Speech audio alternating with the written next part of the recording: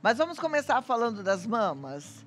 Gente, as mamas são estruturas muito delicadas. A gente sabe disso, tanto nas mulheres quanto nos homens, né? Hoje eu vou deixar esse assunto bem abrangente, porque a gente vai falar de todas essas questões. As mamas são formadas por tecidos adiposos e pela glândula mamária.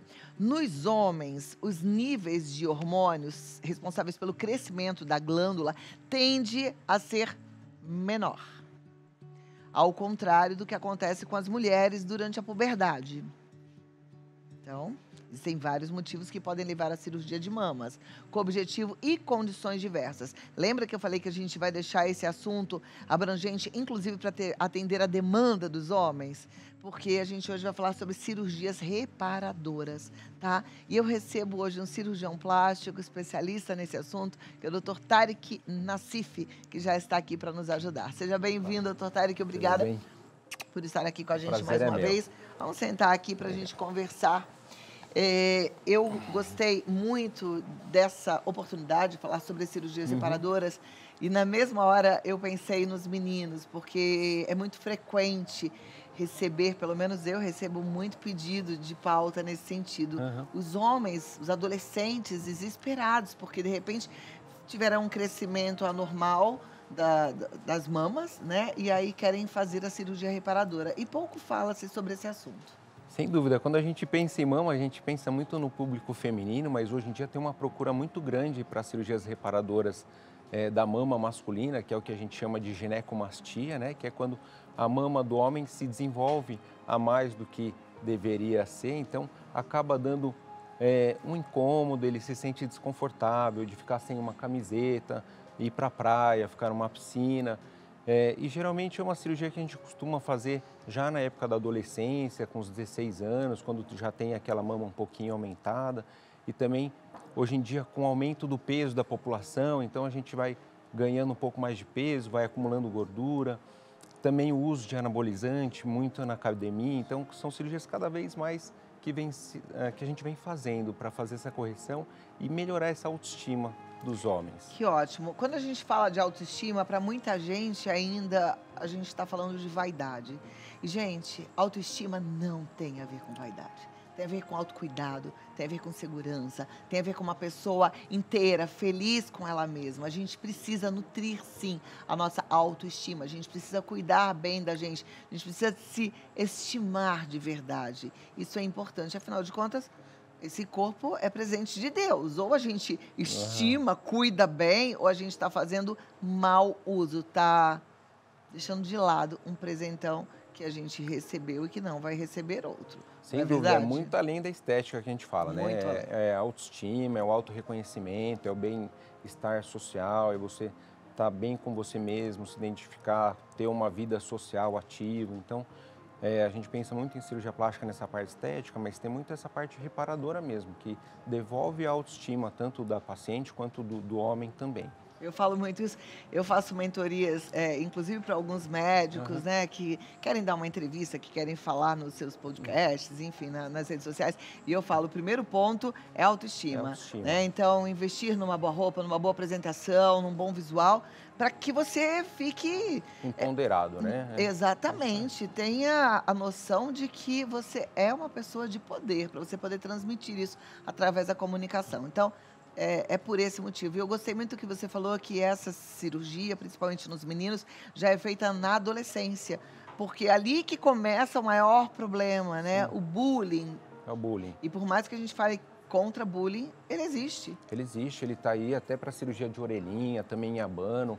A gente tenta fazer o mais precoce possível, porque criança não tem muito filtro na língua, né? Então vai zombar do coleguinha, e o coleguinha já não vai querer ir para a escola. Uhum. Vai começando a atrapalhar a qualidade de vida. A criança vai ficando introvertida, já vai limitando o dia a dia dela. Então, na adolescência, já até para cirurgias também femininas de reparação de mama, quando tem gigantomastia, a gente não espera muito tempo, porque devolve o bem-estar para ela, qualidade de vida, o conforto, tira um peso do ombro. Agora, vamos lá. A ginecomastia a gente identifica quando o menino, que não deveria ter mamas, tem mamas e mais protuberante. O que Isso. seria uma gigantomastia?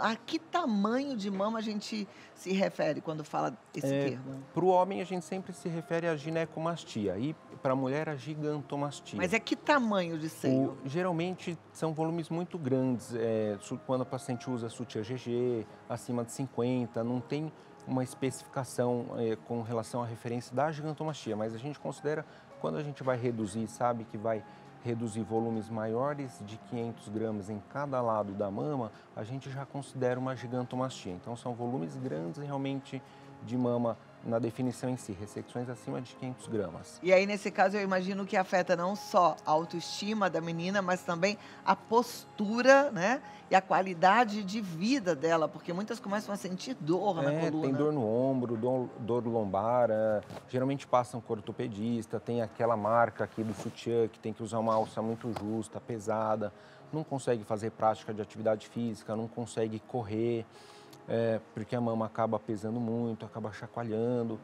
É difícil, às vezes, achar roupa, sutiã, para dar um caimento bonito, adequado na roupa.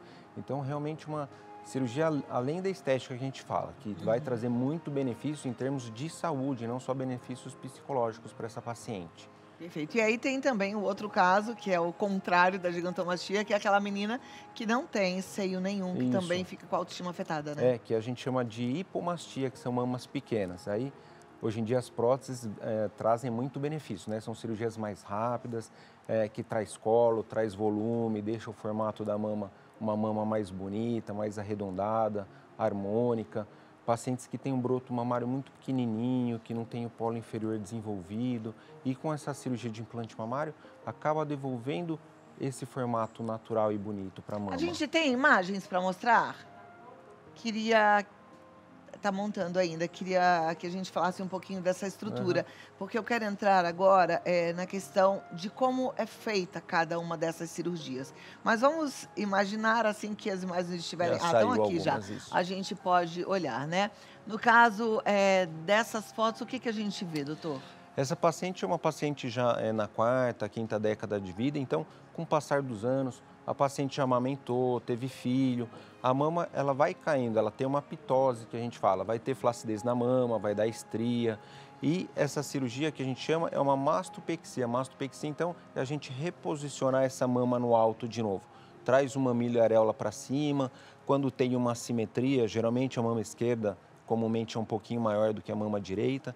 Então, a gente tenta compensar essas diferenças de tamanho e tira essa flacidez de pele, tira um fuso de pele, reduz a areola. Nesse caso dessa paciente específico, foi feita uma mastopexia sem a colocação de implante mamário. Então, a gente vê que mesmo sem implante, ela fica com um formato arredondado. Quanto mais glândula essa paciente tem, ainda mais firme fica o aspecto da mama dela. Esse pós-operatório tem em torno de uns 6 meses, mas a partir de um ano essa cicatriz costuma começar já a ficar bem clarinha e fica bem escondida no sulco mamário. Uma recuperação também rápida, em torno de 15 dias a paciente já volta às práticas diárias de trabalho, uma recuperação rápida. Perfeito. Se ela tivesse prótese, seria diferente a recuperação e o processo de cirurgia? Não, é praticamente o mesmo. Muitas vezes é que hoje a gente tem feito, por exemplo, os implantes mamários, a gente tem dado preferência de colocar esse implante embaixo da musculatura, que é a técnica dual plane que a gente fala, porque o músculo funciona como uma sustentação desse implante mamário e traz um resultado mais duradouro a médio e longo prazo. E quando a gente coloca esse implante embaixo do músculo, dói um pouquinho mais nos primeiros 4 dias, mas uma dor bem tolerável, ela vai para casa com diversas medicações. Então, entra na rotina e o período de recuperação praticamente o mesmo. E se ela fosse fazer uma mastopexia com prótese, se for embaixo do músculo, deve dar um pouquinho mais de trabalho para retirar, ou não? Não.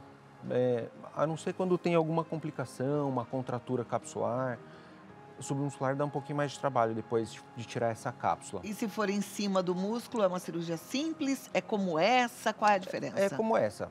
Se for colocar esse implante em cima do músculo, é que nem essa. A gente já faz uma loja subglandular e coloca essa prótese em cima do músculo. Muita gente está fazendo essa cirurgia, né? Retirando suas próteses. Aham. É uma tendência ou é uma necessidade? É uma tendência, tanto em termos de volume da mama, que antes a gente colocava volumes muito grandes, de 400 ml, 450, 500 para cima. Hoje em dia a gente tem optado por colocar de 300, 350, 280, principalmente para mastopexia, volumes menores. E o explante mamário, quando a paciente muitas vezes está com alguma complicação, tem essa contratura capsular, que todo corpo estranho que cai no nosso organismo, ele faz uma cápsula. Uhum. Muitas vezes o organismo não entende que tem essa cápsula fininha, faz diversas cápsulas e fica muito grosso e tem que tirar e trocar. E aí, o explante hoje em dia tem entre já as 10 cirurgias que a gente mais faz, está tendo um aumento exponencial, justamente ou em decorrência de complicação, ou pacientes que já estão numa faixa etária de 60 anos, mas não querem ter uma preocupação de ter que fazer uma nova cirurgia no futuro, então ela já prefere tirar essa prótese de mama, ou associado à mudança de qualidade de vida, paciente de atleta, de alta performance, ou quer mudar os hábitos de vida e não quer mais ter a prótese mamária, a gente tira esse implante. Hoje em dia tem técnicas associadas, geralmente tem que tirar um fusinho de pele quando vai fazer o explante e acaba indo para mastopexia.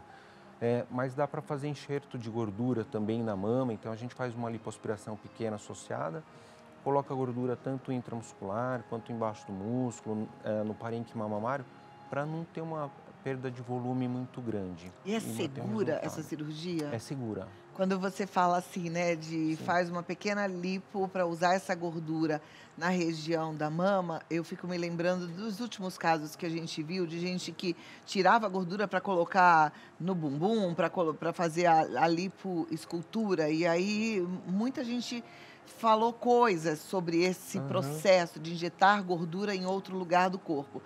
Existe risco? Existe risco, como tudo que a gente fala, até um próprio procedimento anestésico já envolve riscos. O que é importante é sempre procurar um cirurgião plástico especializado, membro da Sociedade Brasileira de Cirurgia Plástica, fazer todos esses tratamentos em ambiente hospitalar, evitar fazer procedimentos em clínicas. Com relação ao enxerto de gordura especificamente, a gente evita fazer, por exemplo, no glúteo intramuscular, para não essa gordura cair dentro de vasos e dar embolia, então sempre é feito no subcutâneo. O Brasil é referência mundial em cirurgia plástica, em termos de volumes absolutos, só perde para os Estados Unidos, então a nossa tecnologia, os brasileiros são muito bem vistos no mundo inteiro Até com tem relação muita à gente que cirurgia vem de plástica. fora fazer cirurgia plástica aqui Tem no Brasil, né? esse turismo médico mesmo para fazer cirurgia plástica aqui, porque tem cirurgiões ótimos com um custo mais acessível.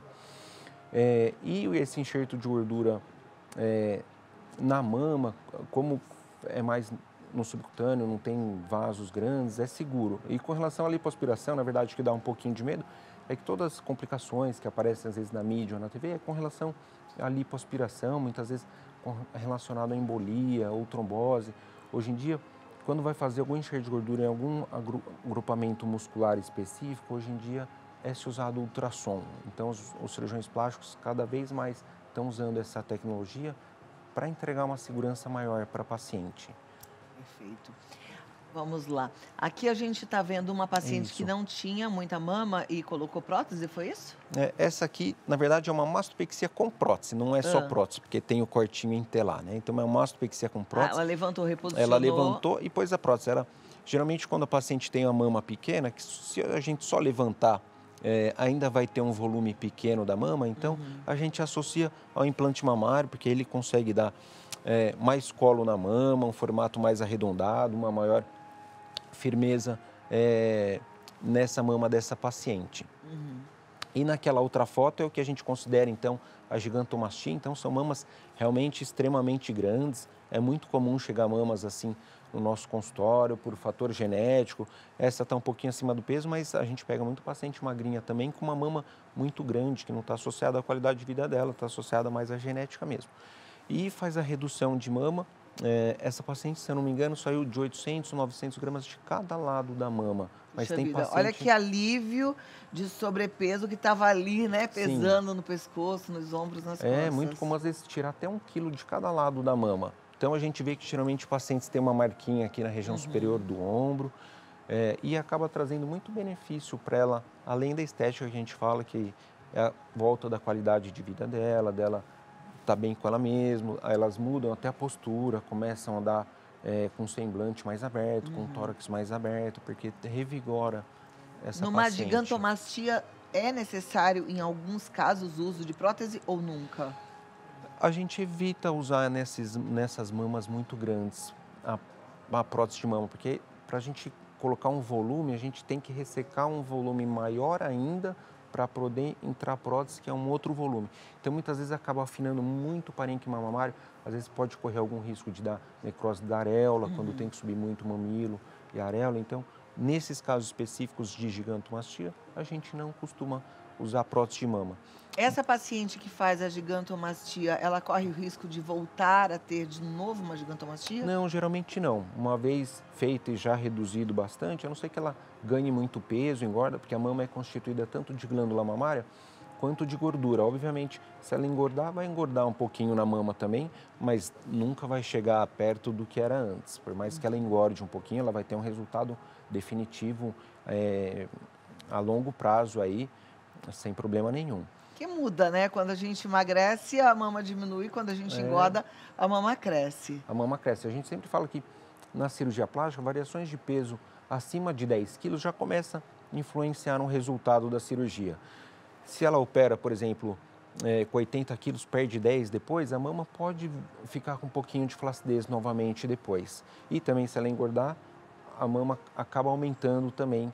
Então, a gente sempre orienta operar já no peso ideal. Então, pacientes acima do peso, a gente sempre preconiza, faz uma bioimpedância, passa com a Nutri, se tiver alguma alteração hormonal, vai no endócrino.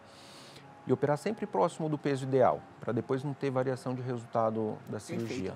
Tem alguma idade ideal ou fase na mulher ideal para fazer tanto uma gigantomastia quanto a colocação de prótese, ou mesmo uma mastopexia, no caso de mulheres que têm uma queda? Precisa ser depois que amamentar? Antes? É, o ideal é operar as pacientes mais novas a partir dos 18 anos. Obviamente, tem casos que a gente faz antes, mamas muito grandes, que a gente não espera, opera com 16, e a gente sempre considera a data da primeira menstruação. Geralmente espera de 2 a 3 anos depois, então, paciente que menstruou mais novinha já vai estar com 15 anos, 16 anos, é uma data ok, geralmente 16 anos. No caso de ter que colocar uma prótese? Ou Ou gigantomastia também? gigantomastia, porque a gente considera reparadora. A prótese é mais estética, então a gente espera uns 17, Tá. quando é E só se estética. ela quiser amamentar, vai interferir? Quando é só prótese, não interfere, porque geralmente é um corte pequenininho no sulco da mama, a paciente continua amamentando normalmente. Quando a gente já faz uma redução muito grande, que nem a gigantomastia ou a mastopexia, que tem que reposicionar uma milha-areola, puxar para cima, tem uma ressecção de parênquima mamário e ducto mamário, pode vir a influenciar na amamentação. A gente nunca consegue prever o grau de dificuldade que ela vai ter de amamentar, porque muitas pacientes já têm dificuldade de amamentar independente de ter feito cirurgia. Então, a gente só explica para a paciente que sim, ela pode ter uma dificuldade de amamentar. Então, se ela está casada ou pretendendo ter filho a curto prazo, com menos de um ano, a gente sempre orienta primeiro a engravidar, ter o filho mesmo, porque depois de amamentar a mama vai ficar túrgida, vai ficar cheia de leite, vai ganhar muito volume, flacidez. Então, se ela amamentar depois de operar, vai ter uma diminuição do resultado estético dela. Perfeito. Agora aqui a gente tem imagens dos homens, né? E dá para ver as duas situações. Isso, essa primeira imagem, então, essa ginecomastia é mais uma ginecomastia associada a uma lipodistrofia, que é um aumento de gordura corporal. Então, a gente consegue ver que esse rapaz, ele está todo gordinho, então não tem só gordura na mama, dá para ver que o abdômen também tem mais gordura, o braço, que é uma tendência hoje em dia, a nossa população ela está ganhando peso, né? Então a gente faz uma lipoaspiração de toda essa região do tórax, com um furinho pequenininho, geralmente aqui na lateral da mama, e depois faz um cortinho em meia lua em volta da areola, que cicatriza muito bem, para poder retirar essa glândula mamária, que é a glândula mamária, como ela é durinha, ela não sai só com a lipoaspiração. Então tem que abrir um cortezinho, depois que fez a lipoaspiração, e tirar o remanescente da glândula mamária. O homem não precisa de glândula mamária, né? Ou precisa para algum? Não precisa. é que os homens já têm, mas tem uns que têm a mais. Então acaba marcando a roupa, às vezes usa uma camiseta mais clara, branca, que mesmo de camiseta fica marcadinho. Então, aí, na grande maioria dos casos, a gente faz a lipoaspiração e resseca a glândula. É difícil, às vezes, só tirar a glândula.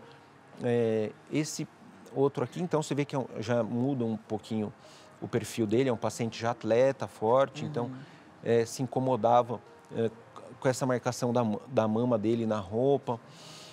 E era uma ginecomastia associada ao uso de anabolizante, que é muito comum também, porque acaba desenvolvendo a glândula mamária. Então, a gente sempre orienta a tomar muito cuidado, sempre com acompanhamento médico, para não fazer ciclos muito longos ou com uma carga hormonal muito grande, porque pode desenvolver ginecomastia nesses casos. Perfeito. Vamos fazer assim? Você está assistindo ao programa, envia sua pergunta, o Dr. Tarek Nassif responde já já. Você quer entender como é que vai ser a sua cirurgia? Você quer tirar uma dúvida, tá com grilo? Aproveita que o momento é esse. Deixa eu tomar uma aguinha. Deus. Vamos lá, você já mandou a sua pergunta? Você, homem, está incomodado porque tem um crescimento ou mamas já crescidas que te incomodam? Ou você, mulher, com gigantomastia? Ou então, sem mama, né? Que seria o O implante mamário, é próximo mesmo. o Tem sonho pouca de mama, colocar o implante. Implante mamário. Então, a hora é agora. A gente vai conferir as perguntas. Se você mandou a sua, você vai ter a resposta. Se não mandou, você vai aprender com a dúvida do outro, porque, afinal de contas, somos muito parecidos, dúvida. né? A primeira pergunta é: tomo finasterida há 3 anos. E na bula está escrito que pode haver aumento das mamas. Por que isso acontece? É possível reverter sem cirurgia? Pode acontecer, algumas medicações podem causar, não, a maior causa da ginecomastia no homem é idiopática, que não tem uma causa específica. Mas muitas medicações, hormônio, podem desenvolver uma ginecomastia. Na grande maioria, só de interromper essas medicações, tem uma regressão do volume da mama espontânea. Aí nos casos que não há essa regressão, aí parte para o tratamento cirúrgico ou com a lipoaspiração e retirada dessa glândula. Perfeito. A Maria Helena quer saber se é possível reconstruir apenas uma mama. A gente acabou não citando, mas entre também as cirurgias reparadoras da mama estão as que estão envolvidas com os tratamentos oncológicos. Paciente que teve câncer de mama, que teve que tirar de um lado só um nódulo. Então, nesses casos específicos, é mais comum, muitas vezes, ter que fazer essa reparação em um dos lados só. E, quando necessário, já simetriza as duas, ou primeiro trata, muitas vezes tem que fazer quimioterapia, radioterapia associada. Então, pode ser feita numa mama só, mas geralmente acaba fazendo nas duas. A joia. A Giza Muniz pergunta: minha filha tem 15 anos e tem muita vontade de fazer a reparadora. Ela usa sutiã 50. Com quantos anos podemos já providenciar essa cirurgia? Com 15 anos, dá para começar já a fazer uma programação. O ideal é esperar chegar nos 16, pelo menos, mais um ano, então, para a gente fazer essa cirurgia com mais segurança. E também é importante saber quando foi a menarca dela, essa primeira menstruação, se menstruou com 14, então é bom esperar mais um pouquinho, uns 2 anos, mas se menstruou já com 11, já dá para programar quando chegar com 16. Maravilha. A Janaína quer saber o seguinte: minha filha tem gigantomastia. A cirurgia pode ser feita pelo SUS? Pode sim, algumas cirurgias de mama, tanto de reconstrução em tratamentos oncológicos, como nesses casos de gigantomastia, pode ser feito pelo SUS. Então, ela procura uma unidade básica de saúde. Na unidade básica de saúde, ela vai ser direcionada para algum hospital que faça essa cirurgia. Tá joia. Doutor, você falou ainda há pouco sobre o explante, né? Que está bem na moda. E aí você disse que muita gente está recorrendo ao explante porque chegou lá aos 50, 60 anos, não quer fazer uma cirurgia lá na frente. Porque toda a prótese vai precisar ser retirada algum dia na vida? Ela não tem um prazo de validade específico. A gente orienta que troque por um prazo de 20 anos, mais ou menos. Antigamente era 10 anos, aumentou muito a qualidade dos implantes mamários hoje em dia. É um gel de silicone bem coeso, então ela tem uma longa durabilidade. É claro que se tiver com 20 anos bem, dá para postergar, trocar com 25, vai fazendo controle anual com ultrassom, pode fazer mamografia, mas o exame padrão ouro para avaliar se o implante está bom, está íntegro, é a ressonância nuclear magnética.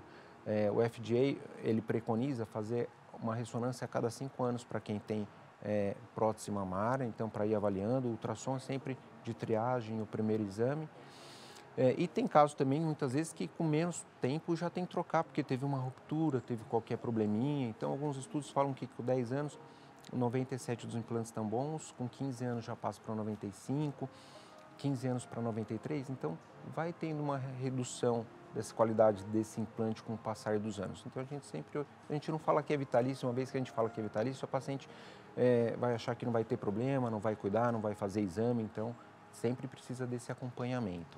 Não, porque é uma preocupação, muitas mulheres na minha geração colocaram o implante, né? Quando foi o boom, todo No auge. mundo colocou implante, todo mundo que teve acesso acabou colocando o implante. Mas a gente vai ficando mais madura, vivendo mais tempo, e aí a gente tem que pensar o seguinte: enquanto a gente tem saúde para fazer uma cirurgia, ótimo, a gente pode fazer uma cirurgia. Depois pode ser que chegue lá na frente o risco de um problema cardíaco seja maior, um Sim, risco de uma trombose seja maior também. com Então, o certeza. ideal é fazer com segurança até quantos anos? Até uns 65, geralmente. Até às vezes chegando em 70, hoje em dia também os pacientes, a gente está envelhecendo muito, né? Então, tem pacientes com 70 anos hoje que estão ótimos Eu ainda, né? entrevistei um Então, rapaz ontem, um rapazinho que aparentava uns 30 e poucos anos com 70. aí, ó, então, Inacreditável, vocês viram? Quem olha que assistiu ao ótimo. programa ficou de cabelo em pé. Eu fiquei passada assim. Parece 70 um anos. rapaz de 30, 70 É, anos. E entrevistei uma senhora com 80 anos que, olha, tem corpo de menina de 20 e excelente. muitas não têm. O Uma paciente que força se cuida, muscular é chega nessa idade, a gente impressionante. faz também com tranquilidade, óbvio, pede bastante exame, uma avaliação cardiológica um pouquinho mais detalhada para poder Eu digo fazer da essa preocupação de fazer uma cirurgia cirurgia enquanto a gente tem saúde, porque a gente nunca sabe o dia de o amanhã, dia né? de amanhã, sem dúvida. E ainda mais para plástica, como é uma cirurgia basicamente nesse caso estética, a gente prefere muitas vezes não correr um risco desnecessário. Então a gente só Agora, vai por fazer um se outro realmente lado, as precisa. mulheres, quando elas colocam uma prótese porque de repente não tem um tamanho de mama que né, Suficiente, sim. suficiente, que é muito pequeno, Que é. muito reto, elas, quando retiram essa prótese, elas gostam do resultado ou isso abala a autoestima de forma ruim? Porque aí também vai combinar com uma fase que eu conheço bem, que já é da menopausa, os filhos casaram, aí, né, tudo vai mudando, tem a queda hormonal e etc. E, Sim, de repente, tudo que a mulher não quer nessa fase é ficar com a autoestima baixa. sim. Né? Porque já tem coisas que já colocam a autoestima da gente para baixo. Tem os dois lados. Tem paciente que a gente tira, ela se adapta muito bem com volume pequeno, fala, ainda bem que eu tirei, me livrei de um problema, uma coisa que me incomodava. E tem a paciente também que demora um pouco mais, então aí a gente começa a fazer um trabalho antes, explica bem como vai ficar o resultado, que vai ter uma redução do volume, por mais que muitas vezes a gente possa associar com enxerto, alguma técnica que mantém ainda um volume um pouquinho maior para não reduzir tanto. Mas sempre é um trabalho psicológico, para orientar bem, uma vez que ela está bem orientada e sabe o que ela vai enfrentar a partir do momento que tirou essa prótese, a gente acaba conseguindo conduzir um pouquinho melhor esses casos. Mas fica um resultado bonito, esteticamente Fica falando. assim, fica assim. Bom, a Beatriz Fonseca pergunta: boa tarde a todos. Como funciona a amamentação para quem coloca a prótese? Então, o implante mamário primário, que a gente fala, que é só pelo sulco, como não tem nenhuma lesão de ducto mamário nem nada, não prejudica em nada a amamentação. Então, essa paciente vai amamentar normalmente, a não ser que ela faça, às vezes, alguma mastopexia associada ou retire volume da mama e pode ter um prejuízo na amamentação. Caso contrário, não. Obviamente que, como a gente disse anteriormente, algumas pacientes têm dificuldade de amamentar independentemente de ter feito cirurgia. Então, às vezes, ela também pode ser esse caso. Então, às vezes, ela não conseguiu amamentar depois do implante porque já não conseguiria, independentemente de ter colocado o Mas em implante. relação à produção de leite, Não, muda produz, alguma não, coisa? não muda, produz, não interfere. Gabriel diz: tenho 16 anos e estou decidido a fazer a cirurgia, pois tenho muitos problemas com o meu corpo, mas não sei se estou na idade ainda. O que posso já fazer para resolver esse problema enquanto não faço a cirurgia? 16 anos já é uma idade que a gente pode programar sim já a cirurgia. Sempre que a gente vai fazer uma correção dessa ginecomastia, a gente pede alguns exames hormonais um pouquinho mais extensos para descobrir essa causa da ginecomastia. Se é só uma causa idiopática, que é a causa mais frequente, ou se ele está tendo alguma alteração hormonal. Se ele estiver tendo alguma alteração hormonal, a gente encaminha para o endócrino para investigar se é alguma coisa neurológica. E se tiver tudo normal, aí a gente faz o tratamento cirúrgico. Perfeito. Lucinha Santos quer saber, boa tarde, quem tem cisto de gordura na mama pode fazer implante? Pode sim. O cisto em si, muitas vezes não é só de gordura, são cistos mesmo que aparecem no ultrassom. E a gente não tem uma grande preocupação com cisto, a gente se preocupa mais com nódulo, na verdade. Porque o cisto é uma patologia benigna da mama, que não precisa ser nem retirado no momento da cirurgia da colocação do implante mamário. Mas aí a gente vai precisar de uma ultrassonografia e, se necessário, uma mamografia, porque eles conseguem definir o aspecto desse cisto. Se é benigno, se não é, se precisa fazer uma punção guiada, se é um nódulo. Mas geralmente cisto por si só não interfere, não atrapalha a cirurgia. Ok. A Rosângela, ela está perguntando, eu acho que você trocou o nome da cirurgia, Rosângela. Ela botou, boa tarde, com 60 anos tem risco de fazer a... Mamoplastia, Eu deve acho ser. que era É. mamoplastia. Pois tem muita dor na né? coluna. Pois tem muita dor na coluna. A angioplastia seria do 60, coração. do coração. Dá para fazer mamoplastia com 60 anos. Ainda mais quando a paciente já tem essa queixa de dor. Pacientes que já têm esse tipo de queixa, como é uma coisa que já vem incomodando muito, não espera essa idade de 60 anos, acaba resolvendo um pouco antes, mas não teria nenhum problema fazer com essa idade. Ok. Vi no Instagram um menino que era trans, tinha colocado silicone e voltou atrás. Fez essa retirada. Esse procedimento pode fazer mal, colocar e tirar? Mal não faz, mas vai tirar, vai acabar ficando com uma cicatriz que antes não tinha. A pele pode ficar com um pouco de flacidez, então um tórax mais reto de um trans que não tinha flacidez de pele, muitas vezes essa prótese mamária funciona como um expansor, vai ficar com flacidez, vai tirar. Mas ele pode fazer a mastopexia, ele pode fazer aquele outro corte em T? Pode, mas geralmente a gente não faz no homem porque é um pouquinho mais estigmatizante. Esse cortinho T é muito comum nas mulheres. O homem com T, ele fica um pouquinho mais restrito. Mas aí essa flacidez, porque quando eu coloco uma prótese, dá uma Isso. dilatada. Aí nesses casos, ou dá para fazer um enxerto de gordura intramuscular para cobrir um pouquinho dessa flacidez, ou então, se a flacidez foi muito, aí realmente não tem como escapar do T. Aí vai ficar sem a prótese e ainda vai ficar a cicatriz. Então pode fazer, mas vai ter um prejuízo na estética mamária dele. Então é bom sempre, obviamente, fazer uma cirurgia dessa bem racionalmente para não ter esse risco de se arrepender e voltar atrás. Agora, doutora, a gente tem, até já fiz uma pauta aqui com uma tecnologia de laser e veio uma médica cirurgiã plástica, até trouxe um peito de frango com uma pele, descolou a pele, passou esse laser que faz uma renúvel, né? isso, que faz uma retração na pele, para melhorar essa flacidez. Essa tecnologia pode ser utilizada na mama? Pode sim. Ela é mais comumente usada corporal, mas pode ser usada na mama também para flacidez. Que são essas tecnologias? Hoje em dia, sem conflito de interesse, tem o Renuvium, o Argoplasma, que são jatos de plasma com radiofrequência, que ele retrai a pele, ele esquenta e faz com que a pele grude, então melhora essa flacidez. A gente usa muito em cirurgias de lipoaspiração, abdominoplastia. Eles entregam uma retração de pele pelo fabricante em torno de 30%, às vezes até 70%. De 30% a 70%, eu ia fazer essa pergunta. É alta. Nem sempre, depende, obviamente, da qualidade da pele do paciente, se ele tem bastante colágeno, da idade. Pacientes com uma idade mais avançada retraem menos. E fora o Renuvium, o Argoplasma, tem o laser também, que o laser a gente passa mais beirando a pele, que é a história do frango que faz. Você passa na hora, a gente vê já que retrai a pele. E antigamente não tinha essas tecnologias, então essas tecnologias somam muito no resultado das nossas cirurgias estéticas, traz um benefício muito grande. A gente tem muito mais tranquilidade para fazer uma cirurgia reparadora, sabendo que a possibilidade de ficar um ótimo resultado é grande, né? Com certeza. E aí, se você escolhe um bom médico, membro da Sociedade Brasileira de Cirurgia Plástica, você tem mais segurança ainda. Operar num lugar adequado, tudo isso faz toda a diferença. Sim. E eu falo para vocês, se tem alguma coisa te incomodando, prejudicando a sua qualidade de vida, afetando a sua autoestima, a vida é só uma.